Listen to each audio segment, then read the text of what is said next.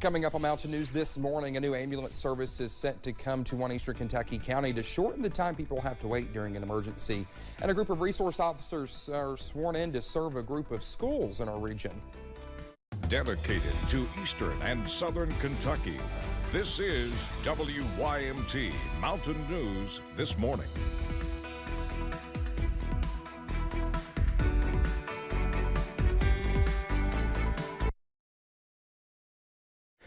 Ooh, 6:32 here. I'm Dakota Makris. It's almost 6:33. Thank you for waking up with us on this Wednesday, the middle of the work week. We've almost made it. Let's head over to Brandon for a look at our forecast this morning. And Brandon, really the only thing is fog. Right? And clouds. And clouds. And fog and I clouds. thought you were not paying attention again for the second time. I was like, who am I talking to? notification on my watch, and I was looking at it right fast. But no, it was, and I was swiping it away. But no, it's fog and clouds this morning, and maybe a stray shower or two, seeing some moisture coming across the border into southern Kentucky. But so far, just kind of a carbon copy the last couple of days. Let's see what's going on out there this morning. Back to the satellite radar we go. You're seeing some of that green showing up. It's hard to tell, though, because we don't have really any cameras in that area except for the I-75 cameras, if that's reaching the ground or if it's just the fog. So we're keeping a close eye on that. If you see any moisture reaching the ground, please let us know on social media. Of course, temperatures are 40s or 50s today, or 40s and 50s today this morning after being in the 50s and 60s the last couple of days. We're seeing again overcast skies going to take over. We had some clearing overnight that allowed some of the counties to get into the 40s there, 44 Clintwood to 53 in Jackson, a lot of mid to upper 40s and low 50s out there. So again, double digits colder, Moorhead, Ashland, Prestonsburg this morning. Everybody else at least 2 to about 9 degrees colder across the rest of the region. Breakfast forecast, we are going to see temperatures slowly go up as we head deeper into the daytime hours, but those clouds are going to hang tough through most of the morning and into the afternoon. Dakota? All right, Brendan, thank you.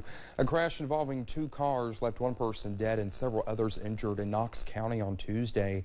An investigation by Kentucky State Police found a Chevy Equinox who was trying to turn left from US 25 east onto Kentucky 1304. Well, it crossed into the northbound lane in front of a Kia Soul driving north. Officials with KSP Post 10 say a woman from Oregon was taken to Barberville ARH where she was pronounced dead. 4 others were flown to the University of Tennessee Medical Center in Knoxville. Their conditions and the victims' names remain unknown. Of course, we'll keep you updated. A London man suffered serious injuries Monday after being hit by an SUV in Ohio. Ohio State Highway Patrol officers say 45-year-old Billy Finney was taken to Cabell Huntington Hospital for treatment. Investigators said Finney was walking west when he was hit by a Jeep Cherokee. No charges have been filed against the driver at this time. A late-night fire caused some damage at a business in Martin County. Multiple fire crews responded to the fire at Jackie's Flower Shop in the Lovely community Tuesday night. Once crews got to the scene, they found heavy smoke coming from the building. Firefighters with the Inez Fire Rescue were able to cut a hole in the roof so the other agencies were able to find and fight the fire. Thankfully, the building was left still standing after the fire was put out. Tributes continued Tuesday for London police officer Logan Medlock. Police say he was hit and killed by a drunk driver early Sunday morning. Officer Medlock graduated from the Department of Criminal Justice in January 2020 and came home to serve the community he loved. Hundreds gathered in London last night for candlelight vigil in honor of Officer Medlock. His friends say they are holding on to special memories of him. Without a doubt, he's probably one of the best guys around, and he definitely showed God's love in a practical way, better than anybody, you know, and he definitely was committed and dedicated to what he done. But as a young man, he taught a lot of us older guys a lot of lessons. How to humble yourself, how to come to church, watched him take over Sunday school rooms, teach Sunday school. Man, that's something to be proud of, ain't it, Randy? The funeral service for Officer Medlock will be this Friday at Corinth Baptist Church in London starting at noon. The burial will follow at Roark Cemetery in Keebe. Southern Kentucky workers went on strike Tuesday morning saying they want longer breaks and more pay. We talked with one worker who says their demands will ultimately help keep their customers in the long run. Maximus call center workers in London are wanting higher pay, more time off in between calls, and clear policies that protect them from abusive calls. In this instance, our contract is to mostly go ahead and work for the Affordable Care Act, known as the Health Insurance Marketplace, as well as the Medicare program, mostly acting as customer service. Workers across the country at Maximus call centers went on strike. Workers say they see an increase in callers when open enrollment begins for the Affordable Care Act, which starts Tuesday, adding to their workload, saying they want to go from making $15 an hour to $25 an hour. Like I said, versus most other federal contractors, we're working pretty low below the bar.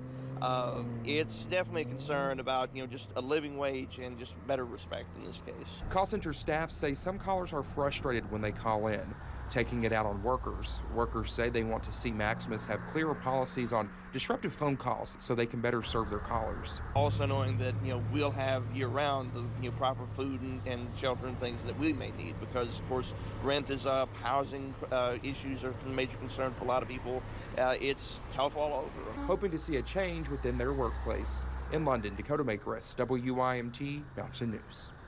Well, a company spokesperson said if their workers receive an inappropriate phone call, they are allowed to end that call. We will have Maximus' statement on WYMT.com.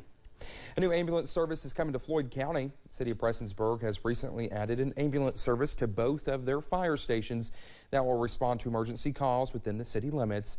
Mayor Les Stapleton says people in the community, as well as those who work at the Prestonsburg Fire Department, are excited to provide this service. They are excited. It's another service that we can offer, and the citizens deserve that. But the big thing is they've been there when they've had to wait on an ambulance, when they had to wait to be able to transport somebody. Stapleton added that 2 other ambulance services are in town, and although the service is great, wait times on emergency calls are sometimes much too long due to limited personnel.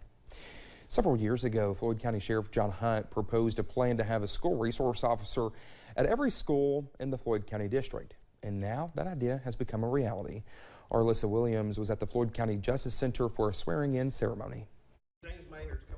A plan 8 years in the making has now come to fruition. We started out with the previous administration, school administration, to put 1 in each high school, and we did a middle school. And here we are today, putting 1 in every school in Floyd County. As of Tuesday, 8 school resource officers have been sworn in through the Floyd County Sheriff's Office. Sergeant Kevin Shepard says for many of the officers, this endeavor is a change of pace, but it is also a rewarding one. It's a big difference when you go from getting some pretty derogatory names called at you to going to school and getting, hey, Mr. Shepard, how you this morning, and high fives and hugs, and it'll make you feel something. But officers were not the only ones taking part in the ceremony. Several lifeguard ambulance members were also sworn in. The 2 services have partnered to enhance each of their skill sets. We've been working with them behind the scenes and trying to get educated, get their people some more education on how to treat rapid injuries and life-threatening injuries. Using their resources to ensure they are prepared for whatever comes their way. Hopefully we can grow this into something a lot bigger than all of us. In Floyd County, Alyssa Williams, WYMT Mountain News. Well, those with the Sheriff's Office say this partnership with Lifeguard Ambulance Service was inspired by the deadly Allen ambush that took place over the summer. Sheriff John Hunt says officers will be able to save valuable time in case a tragedy like that were ever to occur again. One musician from Magoffin County debuted her first music video Tuesday evening. Zoe Howard and Yellow Line formed in 2020, and with the help of a local business, Stevens Media Services, and students from UPike, produced the band's first music video of their song Burn, which released that same year. Howard says she's very excited about the release of the music video, which has been in the works even through the pandemic. Burn is about a message to everyone about burning all the bad memories away, And I'm super happy that we did this music video and it finally came out, due to a lot of cancellations, but that's okay because I'm glad it's out now. Well, Howard says you can find her music on several streaming services and wanted to thank those who supported her.